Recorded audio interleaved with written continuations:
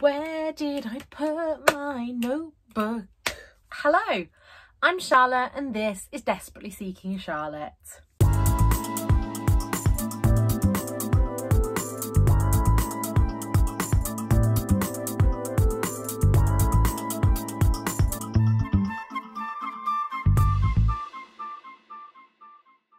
Welcome to today's video. If you're new here, hi, my name is Charlotte and I talk about everything on this channel, from books to bargains to chronic health, mental health and everything in between. Today I'm coming to you with an April reading wrap up, including stats for my fellow geeks out there. In April I read 9 books, and of those 9 books, 2 were NetGalley, 2 were audiobooks and 5 were physical. There are some books that I read with subtitles, so they're included in the physical because I read along with the physical book at the same time, and they were comprised of 6 fiction and 3 non-fiction. I feel really weird doing this video today, so you'll have to bear with me. I've not sat down and done a sit down video for a little while. I've been doing more vlog style content, but just fancied filming this one today. Now, instead of classing things as, say, romance, because I think the contemporary genre that I read, there's a lot of books that have a romance in them, but I wouldn't necessarily want to class them as solely romance because they're about community and they're my kind of fluffy books. So my contemporaries this month I've split into light contemporary and dark contemporary. So dark contemporary is anything that I wouldn't class as a thriller but was hard hitting, if that makes sense. So I read 1 dark contemporary, I read 3 light contemporary, I read 3 self-help / health books and 2 thriller / mysteries. I can't get my words out today. And without further ado, let's get into the books. We're going to start right at the bottom with my least favourite book this month and work our way up to the most favourite. Now, in some of the categories, there isn't kind of a least favourite. They're all kind of on par for that star rating, but pretty much bottom to the top here. So coming in at 3.5 stars, my least favourite book this month was Jane Harper's The Lost Man.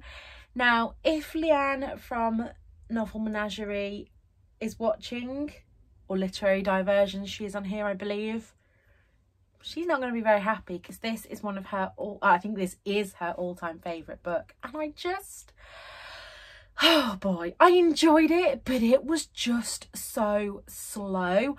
I think in books anyway, I don't like real descriptions of the scenery. I don't like creepy houses. I just didn't get the hype around this book. Like I say, 3.5 stars, it was still good. I can really appreciate Jane Harper as an author, but this book just didn't do it for me. I will try another Jane Harper book, but yeah, didn't think this one was for me. And it is kind of, it was really hard to rate because the story and the plot I would have given like a 2 star. Sorry, my back is seizing up now. Ow! Jesus, sorry about that.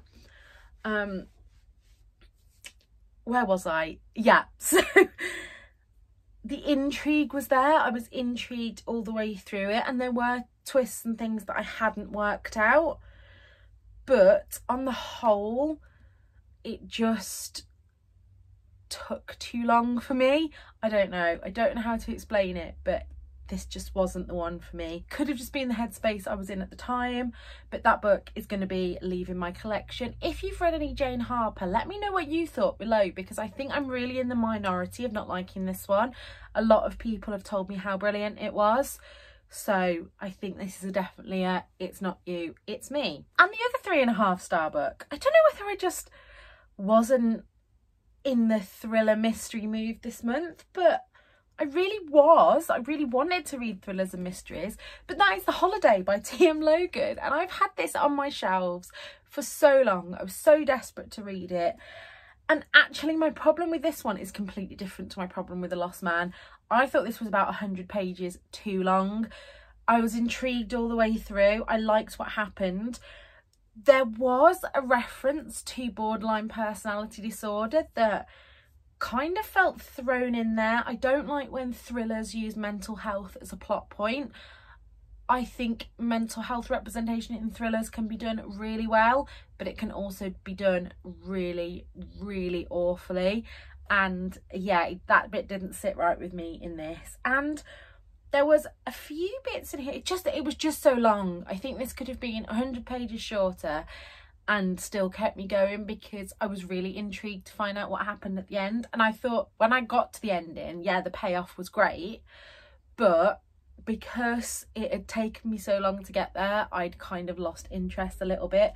The last 100 pages almost made me bump it up to a 4-star because I really got into it. But on reflection, as a whole, enjoyed this. And I would definitely say this is kind of a holiday read, because I really like thrillers that take place on holidays. It's just one of my niches. But again, not going to keep this in my collection because I can't see myself rereading it. And so I am going to let that one go. These books are in no particular order now. This is just all of the 4 stars that I read, and this made up the majority of my reading this month. The first one that I read was very kindly sent to me via NetGalley, and this is Idle by Louise O'Neill. When you see this video, I believe this book has been released now, or is being released very soon. Now, I have said before, I only read my first Louise O'Neill last year, and I read After the Silence, which I loved. And a lot of you told me that if I loved After the Silence, that I should read her debut Only Ever Yours, because it was way better than After the Silence. And Only Ever Yours is up there with my all-time favourite books. It made me really uncomfortable, but it was just so cleverly done. And for a debut, it was just, I don't think I could fault it at all. So when I saw Idle on NetGalley, I had to pick it up. Now, this had a really, really interesting premise that our main character, Sam, I believe her name is, I've said before on this channel, I am terrible with names. Sam is a wellness influencer and had just released her latest book all about chastity and how women can use their chastity to their power, which did face some backlash. So she was on a tour trying to see her girls, as she called them, to talk about how she thought the book should be interpreted, answer questions, things like that. Sam at the time writes a essay for an online magazine all about a sexual experience that she had in high school with her female best friend. Hang on, I need a cup of tea. I don't know if you heard that. My stomach is talking to me today. Anyway, the article goes viral and Sam's manager gets an email from the girl who Sam had this experience with, Lisa, who says, actually, no, that's not how I remember it. As I remember, I didn't want it to happen, but when Sam wants something, Sam gets it. Sam's management team straight away go into a panic because, as Sam has been very vocal about always believing victims in wake of the Me Too movement, they're a little bit conscious of, if this gets out, what it will do to her image. And so Sam goes back to her hometown to speak to Lisa and find out what happened. And I have said before that anything about people going back to their hometown really speaks to me, and this book was no exception. Again, the reason this got a 4-star rather than a 5 is because I felt it was a little bit too long. There were some bits that just dragged on for a little while, and I kept thinking, Louise, where are you going with this? But actually, it was a very, very, like both her other books that I've read, a really interesting book, a really uncomfortable book, and I would definitely recommend reading that if you do like Louise O'Neill. At the moment, I believe it's out in hardback and Kindle, but I will be picking up a copy when it comes in paperback because I think Louise O'Neill is an author that I collect, and also I think I would read it again. While we're on NetGalley, I also read Jenny Oliver's The Summer We Ran Away, and I don't know why I didn't pick this up sooner. I've had this far too long. This was released last year, I believe. And Jenny Oliver has this really talented way of writing characters whose stories intertwine in some way. She's brilliant at writing family dynamics, and at the very beginning of the book, our main character, whose name I cannot remember, is kind of not appreciating her own life. She lives opposite an influencer who she's always comparing her life to. She tries to dress like her. She really wants to be friends with her. And then an incident happens at a party and something is leaked to the WhatsApp group for the neighbourhood, and I think her name is Julia, the character, and all of a sudden her life, she's really embarrassed by this and basically wants to run away. And that's where the opportunity comes to run away. Her neighbour is going away, and so she says to Julia, do you want to come with me? I don't really fancy being alone on this trip. And chaos really ensues from there.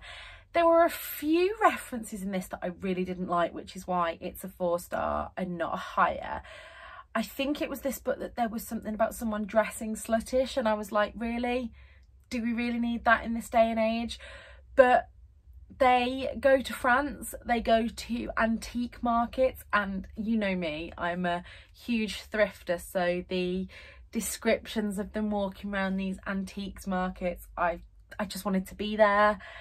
And yeah, really enjoyed it. Again, this goes into my light contemporary kind of fluffy genre.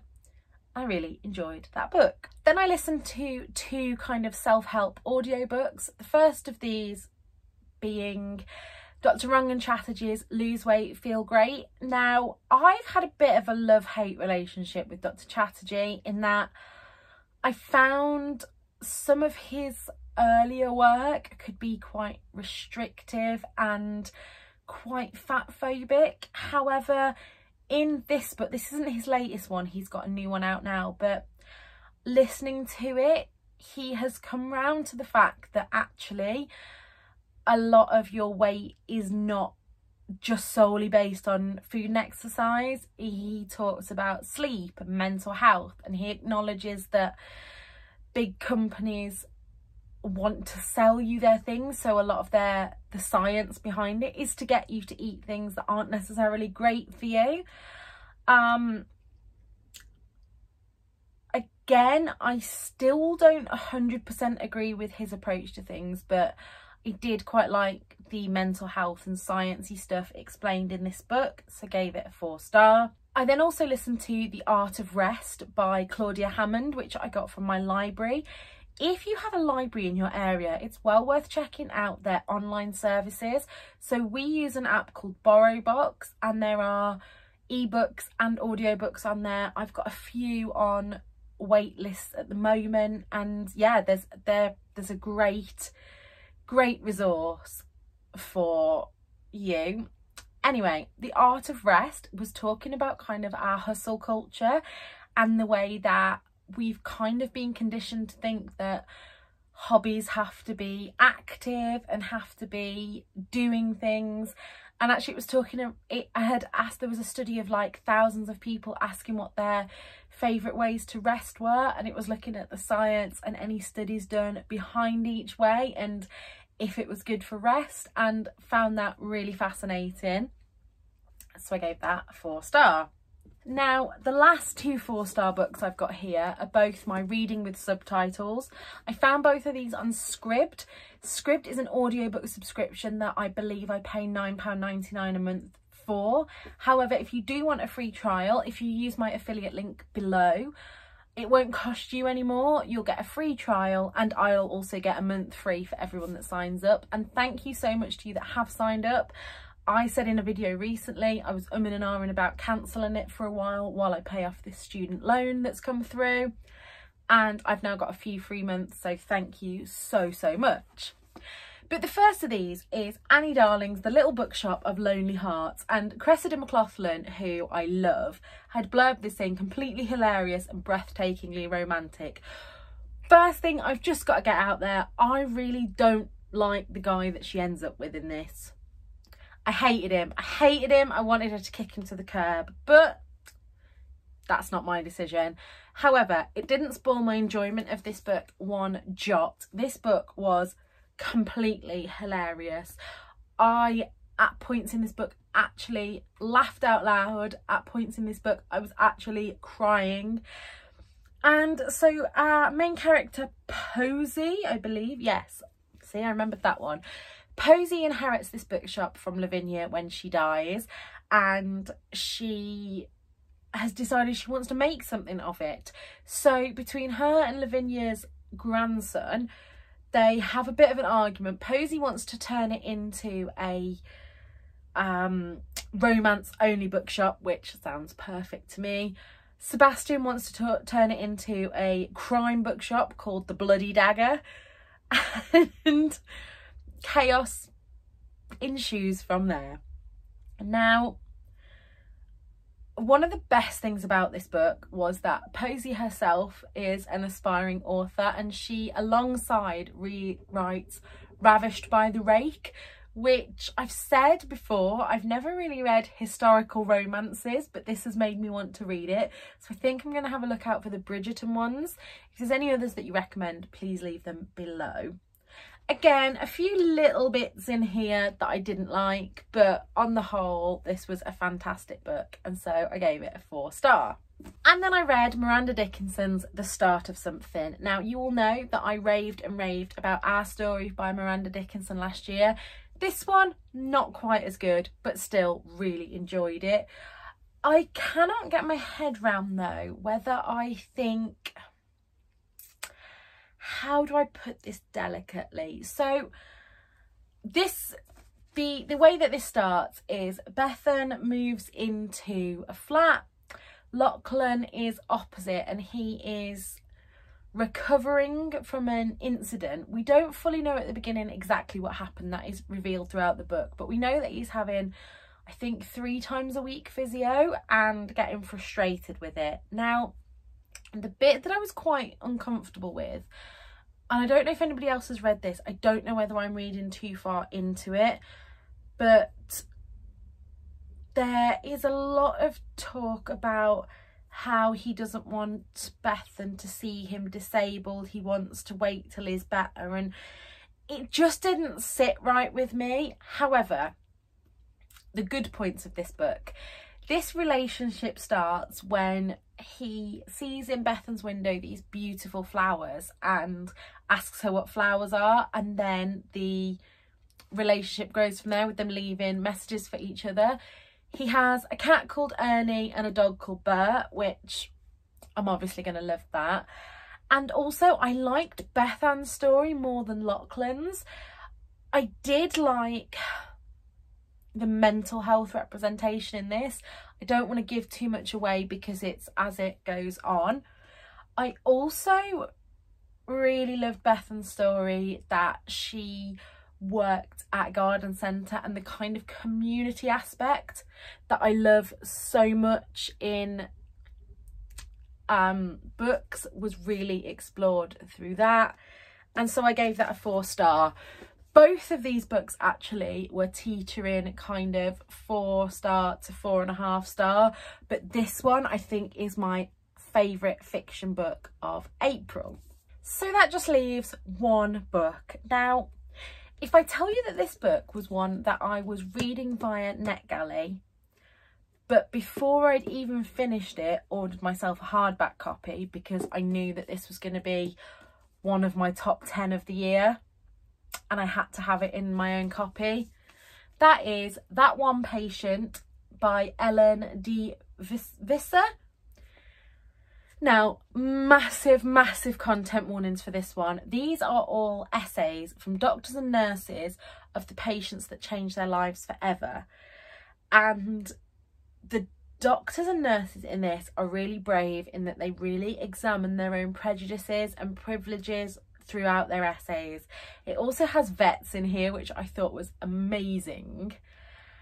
There is talk of basically anything medical that you can think of is in here. There are patients that die, there are patients that never recover, there are patients who make decisions that you might not agree with, and also this book deals with euthanasia, as this is written in the Netherlands, I believe, which over there euthanasia is legal. It is illegal in the UK. But this book, every essay just had like one line that made me just kind of take in a big breath and either be filled with hope or despair or just love for my fellow humans in some way. And I had to give this a 5-star, and it is taking the spot as my favourite non-fiction book for April. So that is everything that I read in April. Let me know below how many books you read and what has been your favourite. Let me know if you disagree with any of my opinions. I do like a good debate in a respectful way, as long as we all respect each other's opinions. And if you've made it this far in the video, you get a big high five, pat on the back, well done, because I'm presuming this has been a bit of a ramble. Please like and subscribe this video below. It really does mean the world to me when people reach out. And until next time, look after yourselves. Bye.